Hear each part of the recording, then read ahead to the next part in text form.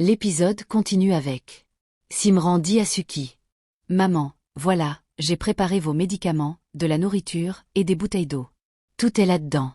Prenez quelques fruits secs en chemin, d'accord? Et n'oubliez pas les oranges. Oui, on sait combien vous les aimez. Suki, touché, répond avec un sourire. Je te laisse, Bitu.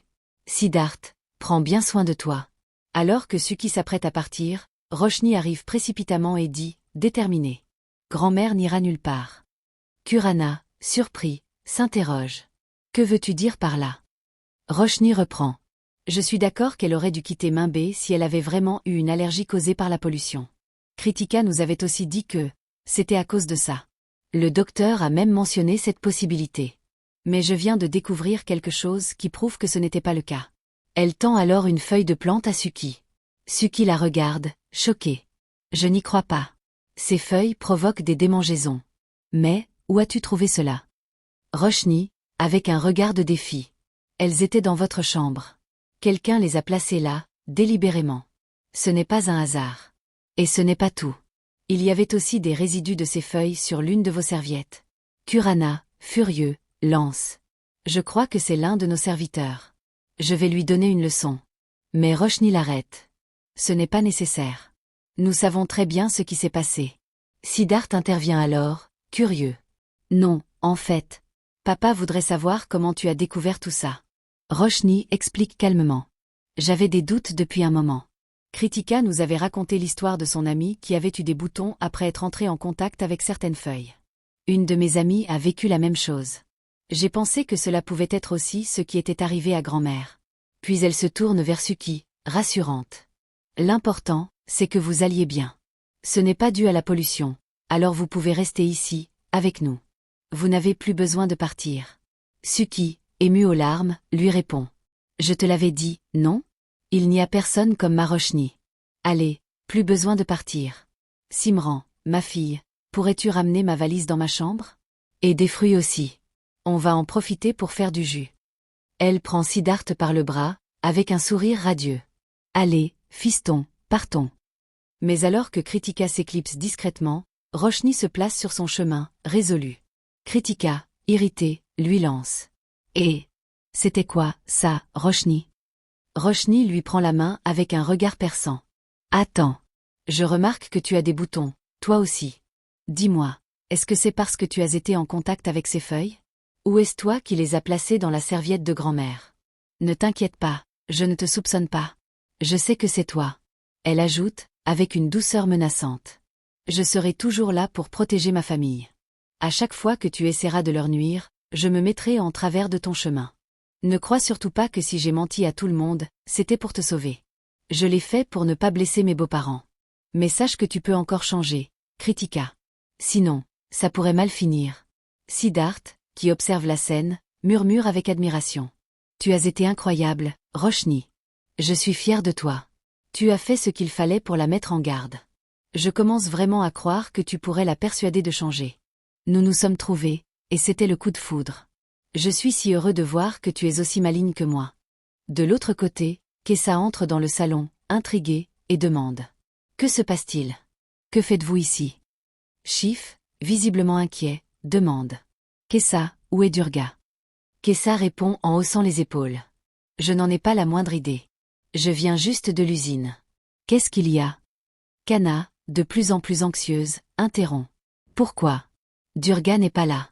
Fais quelque chose, Mona. Appelle Roshni tout de suite. Moi, je vais essayer de joindre Durga. Mona, acquiesçant rapidement, répond. Oui, je l'appelle tout de suite. Kana, au téléphone avec Durga, lance. Durga, tu pourras terminer ça plus tard. Je veux que tu rentres immédiatement. Didi répond, l'air pressé. Je ne peux pas rentrer maintenant, ce ne sera pas possible. Ne m'attendez pas, vous pouvez manger sans moi. J'ai beaucoup de retard et il me reste encore à finir certaines choses. Je ne peux pas rentrer. De son côté, Roshni dit au téléphone à Mona. Tante Mona, j'arrive dans un moment. Pendant que Kana parle à Didi, l'appel se coupe brusquement. Kana, affolé, murmure. L'appel s'est coupé. Mais, j'ai cru entendre une explosion. C'était quoi? Je n'arrive plus à la joindre. Kessa reçoit un appel. Kana, nerveuse, demande. Qu'est-ce qu'il y a, Kessa? Kessa, avec un visage grave, répond. Un politicien vient d'être assassiné, tout près de notre bijouterie. Il y a une émeute là-bas. Kana, alarmé, demande. Une émeute. Kessa hoche la tête, inquiet. Oui. Les gens manifestent et la police a bouclé tout le périmètre. Kana, paniqué, murmure. Durga. Et si elle était là, au milieu de ces gens? Shiv essaie de la calmer. Ne vous en faites pas, Kana. De l'autre côté, Siddharth regarde les informations et voit un flash spécial. À Colaba, une émeute a éclaté après l'assassinat d'un politicien, survenu il y a seulement quelques minutes. La police a été contrainte de boucler tout le secteur. Roshni, les yeux écarquillés, s'approche de Siddharth et s'exclame. Maman est dans la bijouterie. Qu'est-ce qu'on doit faire? Siddharth et Roshni s'élancent alors pour essayer de la rejoindre. Pendant ce temps, Shiv rassure Kana. Ne vous en faites pas. Je ne laisserai rien arriver à Durga. Mona l'arrête, anxieuse. Attends. Tu ne devrais pas y aller seule, Shiv. Ça doit être dangereux là-bas. Shiv secoue la tête avec détermination. Non, Mona. Je compte bien y aller. Peu importe les risques. Je ne laisserai rien, absolument rien, arriver à Durga. J'ai déjà perdu Durga une fois. Plus jamais. Kana, désemparé, lève les mains vers le ciel et prie. Mon Dieu, je vous en supplie, protégez ma fille. Protégez ma Durga. Dans la rue, Roshni, les nerfs à vif, dit à Siddharth. Je n'arrive pas à la joindre. Le téléphone fixe ne répond pas non plus. Siddharth tente de la rassurer. Ils ont sûrement coupé les lignes pour éviter la panique. Il s'approche d'un policier et lui demande. Écoutez, ma belle-mère est coincée dans sa bijouterie. Pouvez-vous nous laisser passer, s'il vous plaît? Le policier, impassible, répond. Désolé, nous ne pouvons pas vous laisser passer. Roshni, désespéré, s'exclame. Mais c'est injuste. Ma mère est coincée là-dedans. Le policier hausse le ton. Écoutez, vous ne pouvez pas passer. Le quartier est confiné. Il y a un couvre-feu. Roshni supplie. Laissez-nous entrer, je vous en supplie. Siddharth, voyant qu'il n'avance pas, sort son téléphone et passe un appel. Allô? Monsieur le commissaire? Bonsoir, c'est Siddharth Kurana. Je suis à Colaba, là où il y a cette émeute, et le quartier est complètement bouclé. Ma belle-mère est dans sa bijouterie et elle est coincée là-bas. Nous voulons la secourir, mais l'inspecteur en service, Monsieur Kana, refuse de nous laisser passer. Pouvez-vous lui parler, je vous en supplie? Allô? Allô, commissaire. De l'autre côté, le commissaire répond d'un ton grave. Personne ne vous laissera prendre un tel risque. La situation est vraiment dangereuse. Donnez-moi juste le nom de la bijouterie. J'enverrai quelqu'un. Siddharth répond, avec espoir. Bijouterie Didi. Elle est tout au fond, côté droit. Le commissaire réplique. D'accord. Attendez là. Je vais voir ce que je peux faire.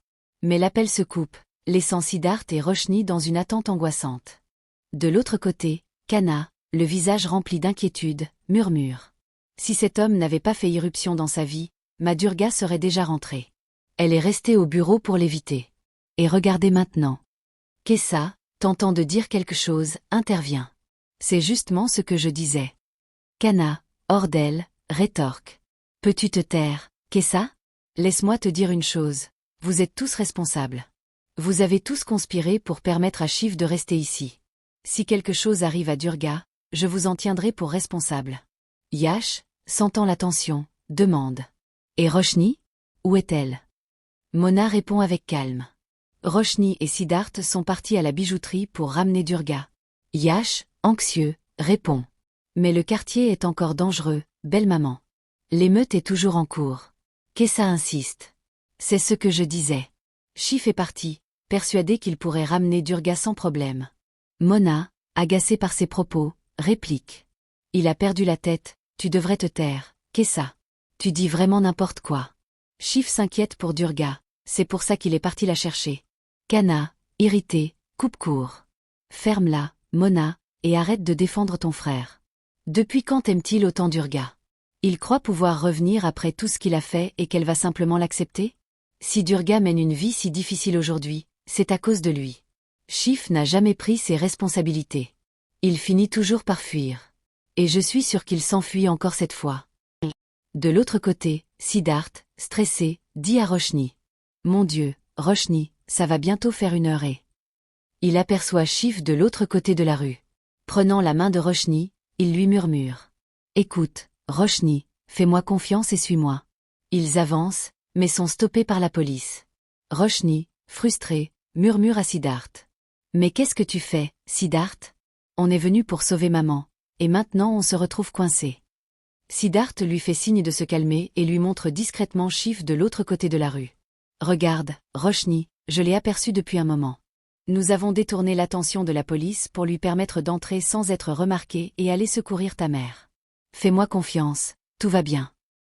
Pendant ce temps, à l'intérieur de la bijouterie, Didi, terrifiée, tente de se cacher. Elle attrape un extincteur et se réfugie dans un bureau. Lorsqu'un des pillards entre, elle lui assène un coup avec l'extincteur pour se défendre. À l'extérieur, devant une voiture de police, le commissaire dit à un de ses collègues. On a trouvé le corps d'une femme près de la bijouterie. Envoyez une ambulance immédiatement. Dans la voiture, Roshni commence à paniquer, les yeux pleins de larmes, et s'exclame. Siddharth, maman. Siddharth, tentant de la calmer, la prend dans ses bras. Chut, calme-toi, Roshni. Papa est allé la secourir, et je sais qu'il va réussir. Fais confiance à ton père. Ta maman va bien. Crois-moi, ma chérie, tout va bien se passer. Il l'embrasse sur le front pour la rassurer. À l'intérieur, Didi, enfin soulagé de voir Chif, le questionne, encore sous le choc. Pourquoi es-tu venu ici? Chif, la regardant tendrement, répond. Je suis venu te sauver. J'ai entendu parler de l'émeute et j'ai tout de suite pensé que tu étais en danger. Didi, touché, murmure. Tu t'es inquiété pour moi. Chif répond doucement. Bien sûr que oui. Rien d'autre ne compte. Ils s'étreignent, oubliant un instant le chaos autour d'eux.